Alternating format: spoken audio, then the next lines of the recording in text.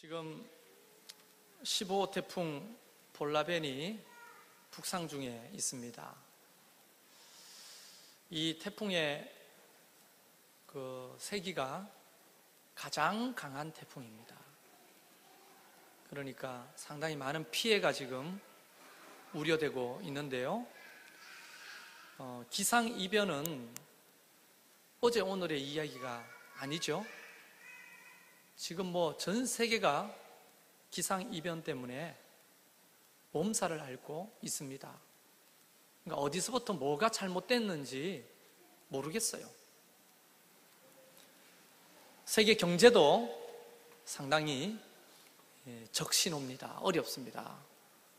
유럽발 경제 위기 자체가 이 한반도를 휘청거리게 만듭니다. 실제로 여러분의 삶 자체가 아마 이전보다 조금 더 어렵다는 거 실감하실 겁니다.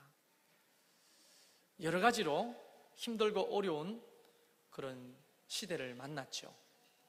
그런데 조금 위로가 되는 게 있다면 이런 겁니다.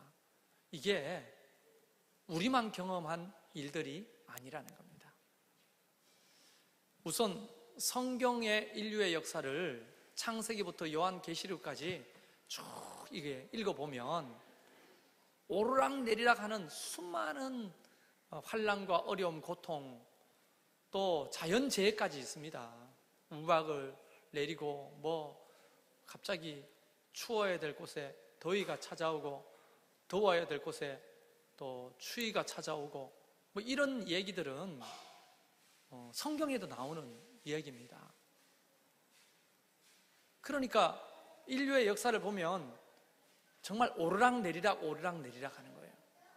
다만 우리가 살아가는 이 시대는 마치 느낌상 내리막을 치닫고 있는 느낌이 들 뿐인 거죠. 또 올라갈 때가 있다고 저는 믿습니다. 개인의 삶도 마찬가지겠죠. 여러분이 지금 올라가고 계십니까? 아니면 정점에 계십니까? 아니면 내려가고 계십니까? 깊은 골짜기 가운데 계십니까? 한 개인의 삶도 일평생 돌아보면 선배들이 늘 그러잖아요. 오르막이 있으면 내리막이 있고 높은 산이 있으면 낮은 골짜기가 있고 또 어떨 때는 평지가 있고 오르락내리락 하는 겁니다. 어쨌든 여러분의 지금 삶의 위치, 그게 골짜기든 내리막이든 오르막이든 아니면 꼭대기 정점에 있든 상관없이 오늘 말씀을 경청하시길 바랍니다. 오늘 이 사사기서의 얘기는 우리와 똑같이 한 시대를 살았던 우리 선배들의 이야기입니다. 지금부터 약 3,400년 전에 먼 얘기지만 그때나 지금이나 모양새는 변함이 없습니다. 그러니까 이 3,400년 전의 얘기가 너무 멀리 다른 나라의 얘기라기보다도 오늘 우리의 삶과 너무 공통점이 많고 닮은 점이 너무 많은 거예요. 성경 얘기로 좀 들어가 보면 이 배경은 이렇습니다. 하나님께서 여호수아와 이스라엘 백성들을 가나안 땅으로 들어가게 하셨죠. 그래서 그들은 요단강을 하나님의 은혜로 건너게 됩니다. 그리고 처음으로 정착한 곳이 길갈이라고 하는 지역이에요. 그 길갈에서 보면 여리고성이 바로 여기예요. 그래서 결국은 이 여리고성을 정복하고 그때부터 정복 전쟁이 시작되는데 약 5년 정도 지속이 됩니다. 그런데 하나님께서 말씀하셨는데 뭐라고 말씀하셨냐면 너희가 가나안 땅으로 들어가면 이 가나안 땅에 살아가는 7개 족속들을 다 쫓아내라고 했어요. 이 가나안 땅에서 한 명도 빠짐없이 다 쫓아내라고 했어요. 왜 그랬을까요? 그들의 문화 자체가 너무 타락한 문화고 하나님을 떠난 우상 잡신을 섬기는 문화였어요. 그렇기 때문에 오염이 되지 않고 순결한 하나님의 제사장의 나라로 세움 받으려면 그 가나안 땅에 있는 7 족속들을 하나도 빠짐없이 다 쫓아냈어야만 했거든요. 근데 시간이 지나면 지날수록 그들이 이 말씀에 순종을 못합니다. 조금 인간으로서는 이해는 돼요.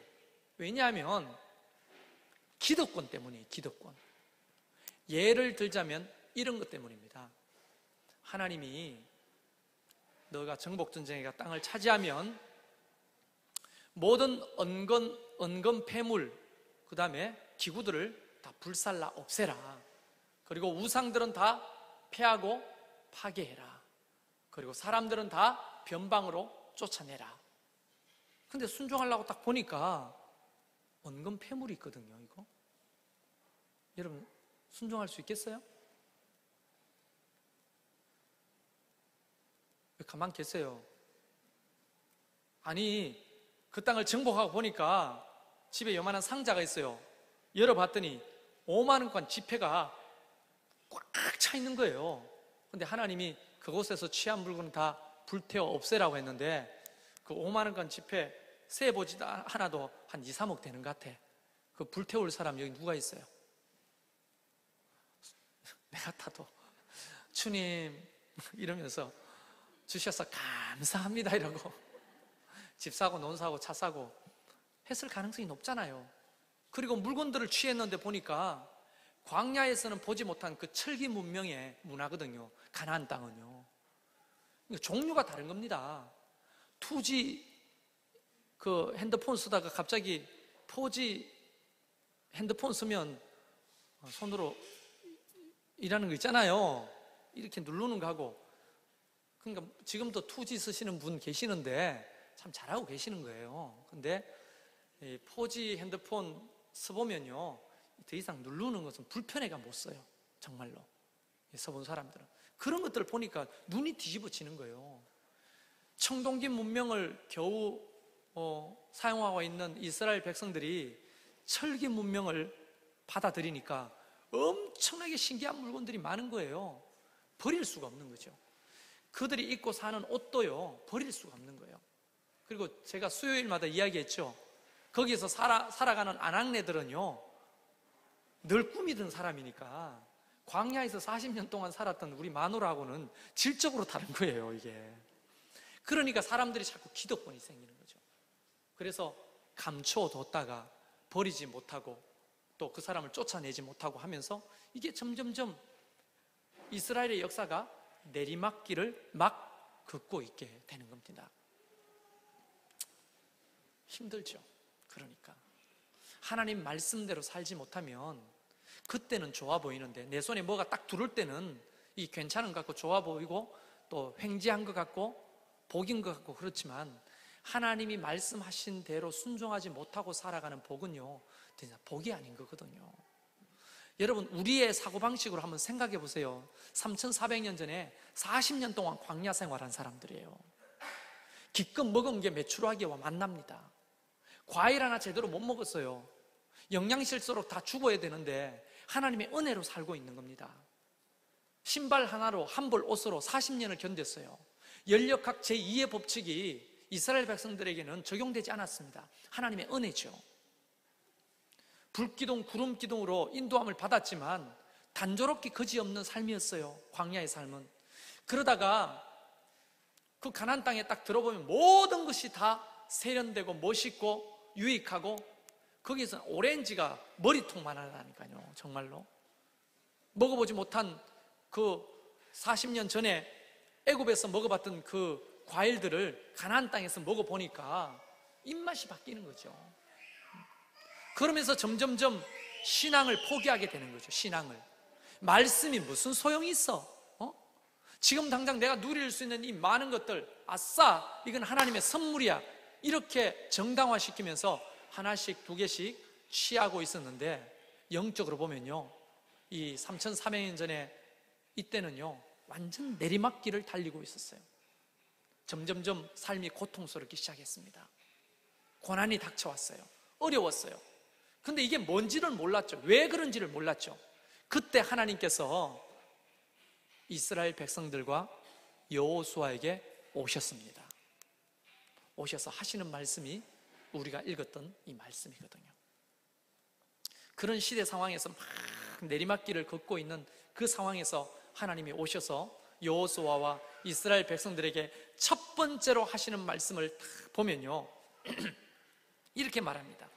여호와의 사자가 길갈에서부터 보기모로 올라와 말하되 내가 너희를 애굽에서 올라오게 하여 내가 너희의 조상들에게 맹세한 땅으로 들어가게 하였으며 또 내가 이르기를 내가 너희에게 함께한 언약을 영원히 어기지 아니하리니. 지금 어법 자체가 굉장히 내가라는 말을 자주 사용합니다. 왜 그랬을까요? 이스라엘 백성들의 굉장히 큰 실수 하나는 주권 자체가 하나님께서부터 자기에게로 옮겨진 겁니다. 홍해를 건너고 40년 동안 그 광야에서 승리하게 하시고 또 가나안 땅으로 들어와서 모든 정복 전쟁을 성공적으로 치르게 하신 일이 착각을 하는 거예요. 착각을 사람이, 이스라엘 백성들이 우리의 힘과 우리의 능력과 우리의 노력으로 됐다고 착각하는 거예요. 근데 하나님은 지금 이스라엘 백성들에게 강조하시는 게 뭡니까? 내 영혼 둘째 치고라도 내가 너희들을 애굽에서 인도했고 내가 너희를 지켰고 내가 너희에게 언약의 말씀을 줬고 내가 그 언약을 지켰다고 강조하잖아요. 모든 주권이 하나님께 있다는 겁니다. 그러니까요, 시대가 어려워질수록 내 삶이 어렵고 고통스러울수록 우리가 해야 될 첫 번째 굉장히 중요한 숙제는 뭐냐? 우리의 주권이 하나님께 있다는 것을 인정하는 거예요. 할렐루야. 이스라엘 백성들은 그 착각에 빠지는 거예요. 마치 자기가 한 것 같이. 그래서요, 자수성가 하신 분들 참 수고 많았고 고생 많았는데 참 존경받을 만한데요, 이게 잘못되면 어떻게 되느냐 하면 주권 자체가 자기에게 있다고 착각하게 됩니다. 하나님이 말씀하시잖아요. 잠언에서도 뭐라고 말합니까? 사람이 계획할지라도 그 걸음을 인도하시는 이는 나 여호와니라 말씀하잖아요. 죽고 사는 것이 내 손에 있다고 하나님이 말씀하시잖아요. 모든 이 땅의 것이 하나님의 것이라고 말씀하시잖아요. 성경에는요, 그냥 여러분 한번 해보세요. 눈 감고 아무데나 뒤집어서 읽어봐도 그런 내용입니다. 하나님의 것이라는 거예요. 그런데 인간이 성을 정복하고 땅을 차지하고 이제 살만하니까 착각하는 거예요. 다 자기가 한 것으로 착각하는 거죠. 자기의 땀 흘림으로, 자기의 수고로, 자기의 똑똑함으로, 자기의 경험으로, 자기의 스펙으로 했다고 착각하는 거예요. 그런 백성들에게 하나님이 말씀하시는 것은 내가 했다는 겁니다. 하나님이 하셨다는 거예요. 여러분, 힘드세요? 여러분의 삶이 내리막길입니까? 오르막길에 있고 정점에 있어도 우리가 깊이 들어야 될 말씀은 시대 역사가 이것을 우리에게 교훈으로 들려주시는 거예요. 잘 될 때도 마찬가지지만 못 될 때일수록, 힘들 때일수록 우리의 주권 자체가 하나님께 있다는 것을 인정하는 믿음이야말로 너무나 중요한 지혜입니다. 여러분 자녀들 주인이 누구죠? 여러분이 벌어서 산 땅, 집, 누구 거죠? 여러분의 생명과 건강, 누구 거죠? 우리는 간혹 우리의 힘과 능력과 노력으로 다 얻었다고 생각하지만 하나님이요, 그 주권을 우리 가운데 베풀지 아니하시면 취하고 얻을 자가 없다고 말합니다. 그래서 성경은 이야기하잖아요. 다 하나님께로 말미암았으니. 다 하나님께로 말미암았다고 하는 이 하나님의 주권을 인정하는 믿음이 이 시대에 너무나 필요한 믿음이라는 거예요. 내가 땀 흘렸는데, 내가 수고해서 얻었는데, 내가 고생했는데 뭐 저딴 소리를 하고 있냐고, 하나님은 개뿔 하나님이냐고, 내 거지. 여러분, 인류 역사가 말을 해요. 그때도 3400년 전에도 인간들이 그렇게 교만하게 살다가 힘들어지는 거예요. 암흑기를 경험하게 되는 거예요. 인생의 암흑기, 역사의 암흑기를 경험하게 되는 거예요. 왜냐하면 빛 대신 하나님을 인정하는 삶이야말로 빛 가운데 밝은 삶을 살겠지만 빛 대신 주님을 인정하지 않으면 흑암 가운데로 들어갈 수밖에 없는 겁니다. 그거는 개인의 인생도 마찬가지라는 것을 기억해야 해요. 저와 여러분이 해야 될 굉장히 중요한 일은 바로 하나님의 주권을 인정하는 것이다. 할렐루야. 그리고 두 번째 보니까 2절에 너희는 이 땅의 주민과 언약을 맺지 말며 그들의 제단을 헐라 하였거늘 너희가 내 목소리를 듣지 아니하였으니 어찌하여 그리하였느냐. 이렇게 책망을 받고 있잖아요. 여러분, 여기 보면 하나님의 언약의 말씀을 믿고 순종하는 것, 이것은 바로 어두운 인생을 밝은 데로 돌이키는 굉장히 중요한 열쇠입니다. 어두운 역사를 밝은 역사로 만드는 굉장히 중요한 열쇠거든요. 추적에 올라가면 창세기 12장에 하나님께서 아브라함을 부르십니다. 그리고 그에게 두 가지 약속을 하시죠. 언약을 하시죠. 그 언약이 뭐냐면 네 후손이 하늘의 별과 같이 땅의 모래와 같이 많아질 것이며 내가 너와 네 후손에게 젖과 꿀이 흐르는 땅을 줄 것이다. 그 말씀이거든요. 그 말씀을 그의 아들 이삭과 야곱의 아들 중에 요셉을 통해 이루어 가십니다. 그리고 모세를 불러서 그것을 성취해 가시는데, 또 모세가 죽고 난 다음에 여호수아가 그 말씀, 언약의 말씀을 붙들고 가야 하는데 이스라엘 백성들이 그 말씀을 자꾸만 잊어버리는 거예요. 왜냐하면 그 언약의 말씀보다 하나님의 비전보다 더 가치 있는 일이 자꾸만 발생하는 거죠. 먹고 사는 일이 더 가치 있게 생각해요. 내 건강의 문제가 더 가치 있는 거죠. 여러분, 그거 가치 없다는 말이 아닙니다. 성경에도 마태복음 6장에 하나님이 말씀하시기를 너희가 입어야 될 거, 먹어야 될 거, 마셔야 될 거, 있어야 될 줄 하나님이 아신다고 했어요. 그거 필요 없다는 게 아닙니다. 그러나 이스라엘 백성들은 그것을 하나님의 언약의 약속의 말씀, 그것을 순종하는 것보다 더 큰 가치로 우선순위에 올려놓고 살기 시작했다는 거예요. 그러니까 하나님의 비전은 일단 순위가 밀렸어요. 하나님의 언약과 그 언약의 말씀을 지키고 순종하는 이 삶은 너무나 고리타분한 얘기로 생각하기 시작했다는 거예요. 그래서 뭐가 중요해요? 내 삶이 중요한 거죠. 하나님의 비전, 그거 아무것도 아닌 거죠. 하나님의 말씀, 그거 아무것도 아닌 거죠. 내 지금 기분이 중요한 거예요. 내 감정이 중요한 거죠.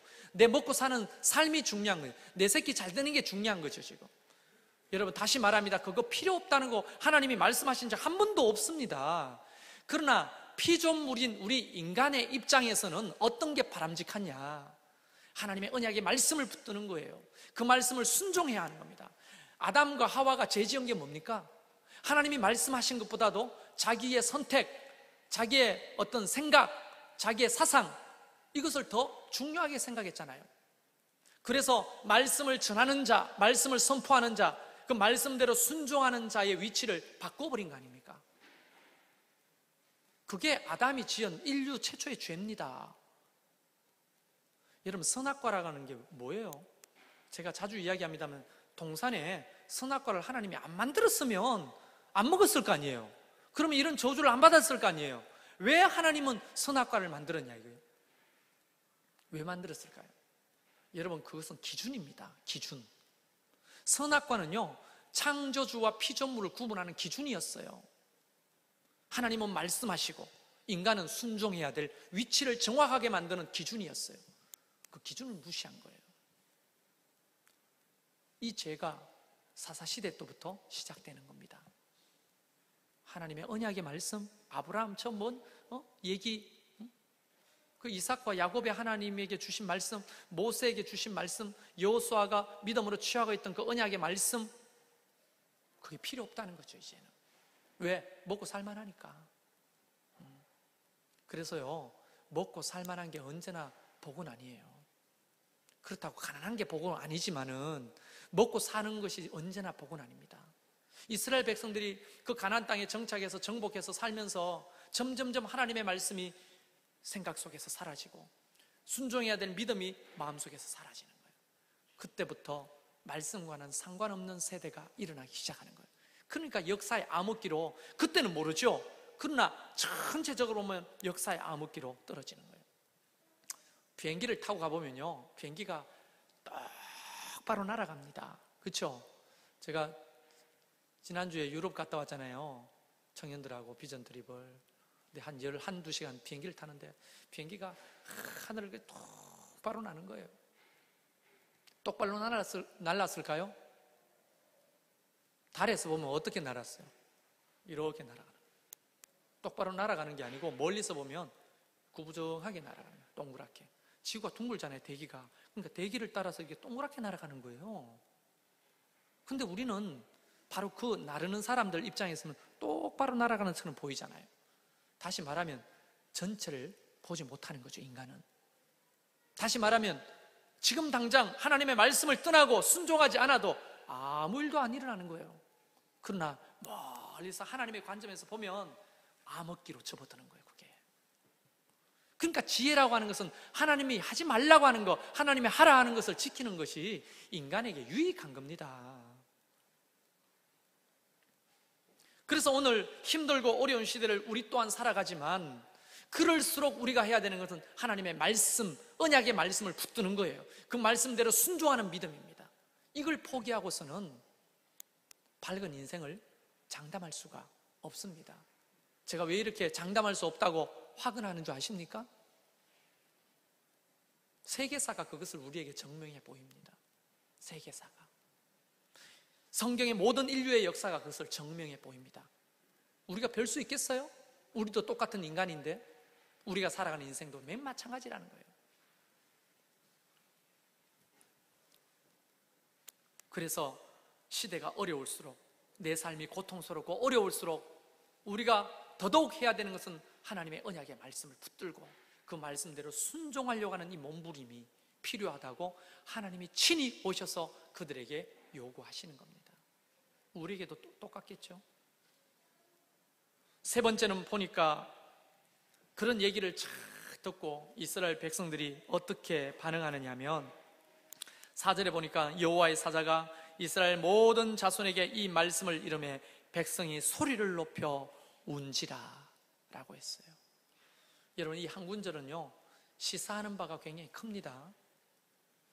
여러분, 강팍함이 뭔지 아세요? 강팍함. 완악함이 뭔지 아십니까? 그것은요 하나님의 말씀이 그렇게 기록되어 있고 그렇게 선포되는데도 불구하고 어떻게 해요? 내 가슴에서부터 그것을 쳐냅니다. 거부하는 거예요. 왜? 자기 생각으로 봤을 때는 하나님 말씀이 아니라는 거예요. 자기 경험으로 봤으면 하나님 말씀이 아니라는 거예요. 이게 강팍함입니다.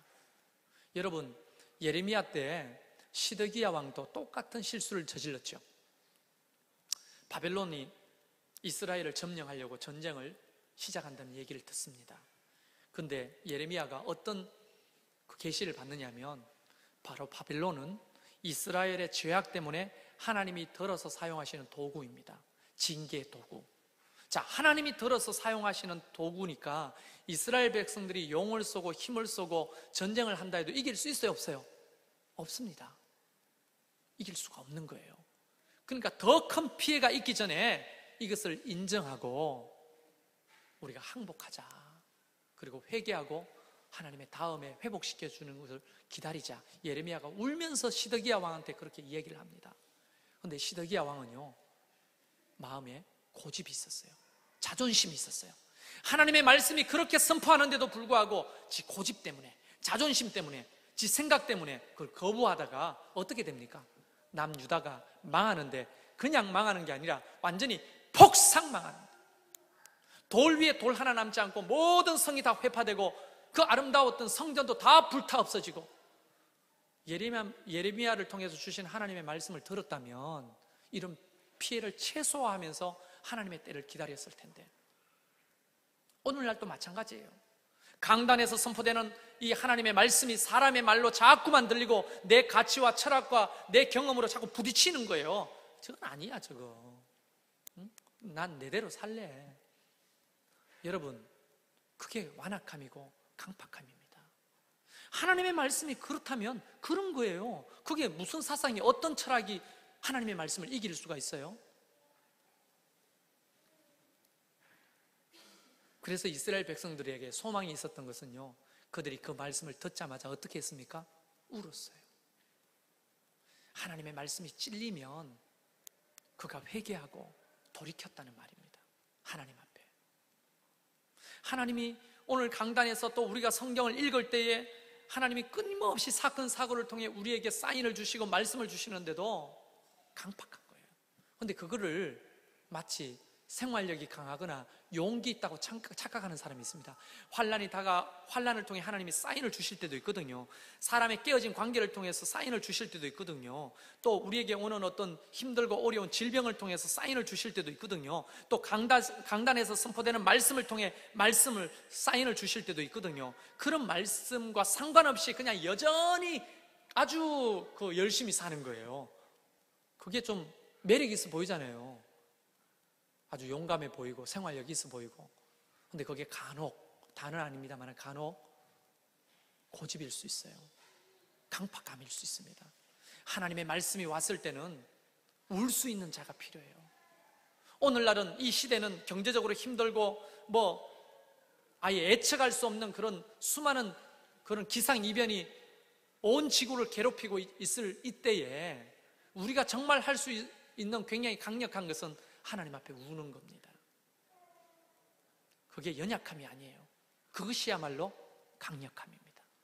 하나님 앞에 울 수 있는 자가 강력한 자예요. 하나님의 말씀이 나한테 다가왔을 때 그것을 믿음으로 아멘하고, 그렇게 살지 못한 내 삶을 하나님 앞에 회개하면서 울 수 있는 사람. 자녀들을 위해서 울어야 되고요, 나라와 민족을 위해서도 울어야 되고요, 하나님의 교회를 위해서도 울 수 있는 자가 지금 필요할 때예요. 이스라엘 백성들이 그 말씀을 딱 듣고 그런 소리 하지 말고 가세요, 재수 온 붙었다면서 그 말씀을 잘라내지 않고 그들은 울기 시작했습니다. 그것도 큰 소리로 울기 시작했어요. 그냥 운 게 아니라 회개했다는 말이에요. 하나님 앞에 우는 사람들 연약해 보이지만 그것이야말로 강력한 겁니다. 그게 힘과 능력이 되는 거예요. 그런 영적인 부드러움이 있어야 되거든요. 하나님 앞에 울 수 있는 사람, 민족의 죄를 놓고 이 어려움을 놓고 하나님의 교회의 미래를 놓고 내 삶의 고통과 어려움, 우리 자녀들을 위해서 울 수 있는 저와 여러분이 되기를 주의 이름으로 축원합니다.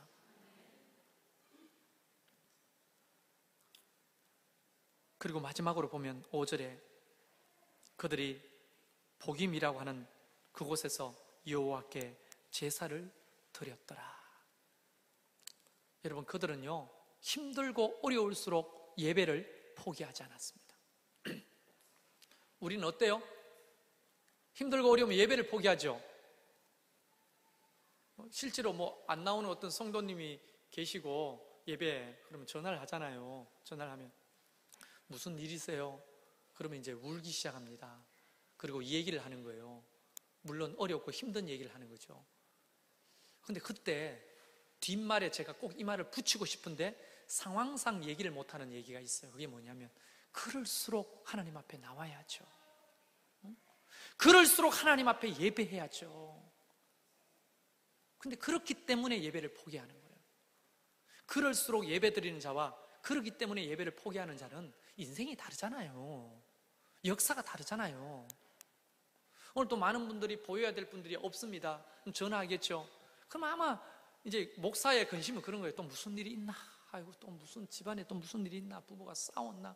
또 자녀가 잘못됐나? 뭔 일이 있나? 차라리 휴가 왔어요, 놀러 왔어요 이러면 가슴이 좀 나아요. 차라리 그런 전화하기 전에 두려워요. 그게 또 무슨 일이 있나? 그러나 무슨 일이 있기 때문에 이스라엘 백성들은 예배했습니다. 하나님의 주권을 인정하고 그분을 높여드리고 우리는 무력하고 연약하니 하나님의 은혜가 필요합니다. 회개하면서 주님 앞에 제사를 드리는 거예요. 이게 인간이 할 수 있는 굉장히 중요한 지혜 아니겠어요? 근데 사람들은 어려울수록 예배를 포기하는 거예요. 힘들수록 예배를 포기하는 거예요. 반대로 가는 겁니다. 반대로. 사랑하는 성도 여러분, 이 사사시대는요 참 힘들고 어려운 시대거든요. 근데 막 사사시대가 시작되기 전에 하나님이 오셔서 여호수아와 백성들에게 시대가 어려워져 가니, 고통스러워져 가니 네 가지를 잘 지켜라. 하나님의 주권을 인정해라. 언약의 말씀을 붙들고 순종해라. 그리고 회개하고 보좌 앞에서 울어라. 그리고 예배를 포기하지 말고 주님 앞에 예배해라. 이것을 지켰어요. 근데 그때는 괜찮았어요. 그런데 6절 말씀부터 우리가 읽어보면요, 이제 반전이 시작됩니다. 반전. 무슨 반전이냐면, 얼마나 삶이 힘들었는지, 그 세대는 하나님 앞에 예배하고, 그 세대는 순종하고, 그 세대는 하나님 앞에 회개하고, 그 세대는 하나님의 주권을 인정했는데, 다음 세대, 그러니까 내 자녀들한테는요, 그걸 가르치지를 못했어요. 여러분, 이런 거 있잖아요. 부모가 안 나오니까 애들도 교회를 안 나와요. 저는 여러분에게 이걸 강조하고 싶습니다. 혹시 여러분이 뭔 일이 있어서 교회를 못 나오더라도 애가 무슨 죄가 있어요, 애들이. 애들은 말씀을 들을 권리가 그들에게는 없습니까? 하나님 앞에 예배해야 될 권리가 없습니까? 애들만이라도 보내세요. 바빠서 못 오면 애들만이라도 보내야 되는데, 부모가 안 오니까 애들도 못 오는 거예요. 말씀을 못 배우잖아요. 하나님 앞에 예배하는 것이 희미해지잖아요. 시험 기간이라도 빠지고, 놀러 간다고 빠지고, 힘들어서 빠지고, 부모가 실족하니까 애들도 교회를 빠지고, 그러다 보면 그때는 모르죠. 교회 빠진다고 무슨 벼락이 치겠어요. 교회 빠진다고 무슨 비가 나와가지고 집이 떠내려가겠어요. 아무 일도 안 일어나죠. 그러나 여러분, 비행기가 똑바로 나르는 것처럼 보여도 멀리서 보면 둥그렇게 나르는 것처럼, 하나님의 관점에서 보면, 역사적으로 보면요, 길게 보면 굉장히 위험한 징조입니다. 그래서 어떻게 됐습니까? 사사시대가 시작되는데요, 이 사사시대는 약 350년간 지속되는데요, 너무너무 말할 수 없는 흑암 가운데로 역사가 곤두박질 치기 시작하는 거예요. 이 사사시대 350년은요, 이스라엘 백성들이 그렇게 말해요. 그냥 역사책에서 지우고 싶은 그런 역사예요. 우리가 읽지는 않았습니다만 11절 말씀에 보면, 이스라엘 자손이 여호와의 목전에 악을 행하여 바알을 섬기며 그들이 하나님을 떠나게 됐어요. 더 이상 하나님의 주권을 인정하는 세대가 없어지게 됩니다. 더 이상 하나님의 언약의 말씀을 붙들고 지키는 자가 없어지게 되는 거예요. 더 이상 하나님 앞에 우는 자도 없는 겁니다. 하나님 앞에 예배하는 자도 없는 겁니다. 그때부터 350년은 이스라엘의 역사상 가장 암울한 암흑기가 시작되는 겁니다. 여러분, 사사기를 읽어보세요. 정말 눈뜨고는 읽을 수 없는 그런 아픔의 이야기들이 빼곡합니다. 물론 그 와중에서도 하나님의 은혜가 계속 공급되지만, 끊임없이 하나님을 떠난 그 믿음이 없는 백성들이 곤두박질 치기 시작하는데요, 불행에 불행을 거듭합니다. 여러분, 이것이 어디 3400년 전에 이스라엘 백성들만의 얘기겠어요? 이게 왜 이 시대가 어두워지는지, 왜 내 삶이 꼬꾸라지는지, 그럴수록 우리는 하나님의 주권을 인정하는 거예요. 하나님의 말씀 가운데로 돌아가야 되는 거예요. 하나님 앞에 울어야 하는 겁니다. 예배를 지켜야 하는 거예요. 그럴 때 하나님의 주권이 우리를 다스리기 시작하는 거예요. 하나님의 언약의 말씀이 실행되기 시작하는 거예요. 회개할 때 하나님의 은혜가 우리 가운데 부어지기 시작하는 거예요. 예배할 때 하나님의 영광이 우리 가운데 부어지기 시작하는 거예요. 그때부터 역사는 조금씩 바뀌기 시작합니다. 실제로 사사기 마지막 시대에 사사가 사무엘이거든요. 이 사무엘이 미스바에서 사람을 모아놓고 회개 운동을 시작하고 하나님의 말씀으로 돌아가자고 다시 운동을 합니다. 근데 미스바의 사람들이요, 빼곡히 모였어요. 잊어버렸던 하나님의 주권을 인정하기 시작합니다. 그 미스바에서 하나님의 언약의 말씀을 다시 취합니다. 그들이 하나님 앞에 울면서 통곡하며 회개합니다. 예배를 다시 회복해요. 그때부터 다윗의 시대까지 태평성대가 시작되는 거예요. 하나님의 주권이 임하셨을 때 하나님의 역사가 언제나 밝았습니다. 이게 우리 개인의 삶에도 똑같이 적용될 수 있다는 것을 여러분 잊지 않길 바라요. 내가 제일 잘 나가, 내가 제일 잘 나가, 이런 노래 있잖아요. 그럴 때 조심해야 됩니다. 내가 제일 잘 나갈 때, 하나님 없이 내가 제일 잘 나갈 때 조심해야 되는 거예요. 저와 여러분이 하나님의 교회를 위해서도, 여러분 개인의 삶을 위해서도, 이 나라와 이 민족을 위해서도 이스라엘 백성들에게 말씀하신 이 네 가지를 믿음으로 취하는 자가 되어서 우리가 역사를 바꾸는 주역이 되기를 주의 이름으로 축원합니다. 우리 이 시간